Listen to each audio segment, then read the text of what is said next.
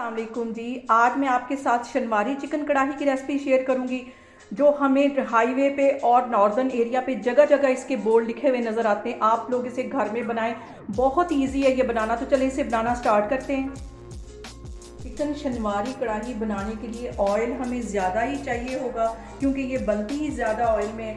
तो अब इस ऑयल के अंदर मैं तकरीबन 1 किलो के करीब के चिकन डाल दूँगी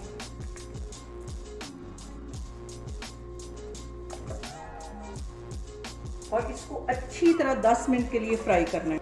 यहाँ पे चिकन को मैं 10 मिनट के लिए अच्छी तरह फ्राई कर लूँगी।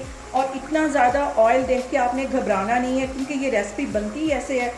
जब ये कढ़ाई तकरीबन 70% के करीब कुक हो जाएगी तो इसमें से मैं ये ऑयल निकाल दूँगी और ये बाद में सब्ज़ी या दाल या कोई चावल बनाने के काम आ सकता है।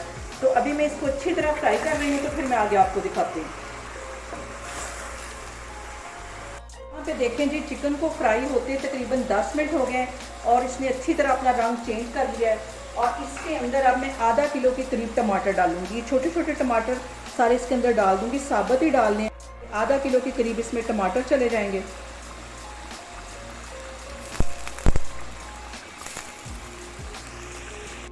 अब इन टमाटरों को भी ऑयल में अच्छी तरह फ्राई कर लेना है।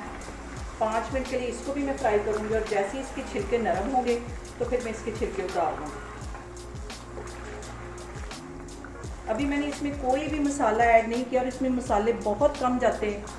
अभी 5 मिनट के लिए इसको मैं अच्छी तरह इसी तरह फ्राई कर रही हूँ। यहाँ पे मैं टमाटरों के सॉफ्ट होने का वेट कर रही हूँ। जैसे इनके छिलके सॉफ्ट होते हैं तो वो मैं उतार लूँगी।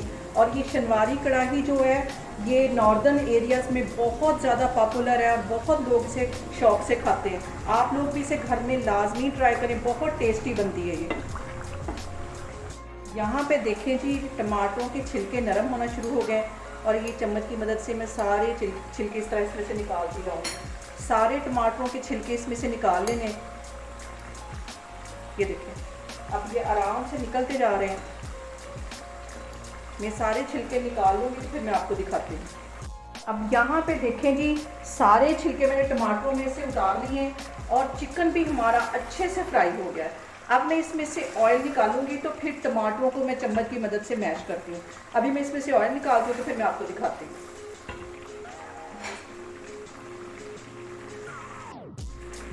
यहाँ पे देखें जी, सारा ऑयल मैंने बाहर निकाल लिया। आधी प्याली के करीब अब इसमें ऑयल है। अब इन टमाटरों को मैं चम्मच की मदद से अच्छी तरह मैश कर लूँगी।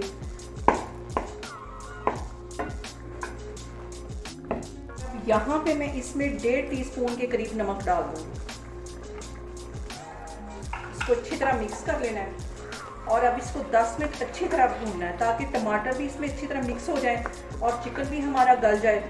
और 10 मिनट के लिए इसको मैं ऐसे भूनती जा रही हूँ, फिर मैं आपको दिखाती हूँ। यहाँ पे देखिए जी, टमाटर भी अच्छी तरह सॉफ्ट हो गए, इसके साथ मिक्स हो गए। अब मैं इसको कवर करके सिर्फ 5 मिनट के लिए रखूँगी ताकि चिकन भी हमारा थोड़ा सा और सॉफ्ट हो जाए। तो फिर मैं आपको 5 मिनट के बाद दिखाती हूँ। यहाँ पे चिकन को कवर किए हुए तकरीबन 5 मिनट हो गए। इसको अच्छे से मिक्स कर लेती हूँ और इसको 5 मिनट लगा के मैं अच्छी तरह भून लेती हूँ।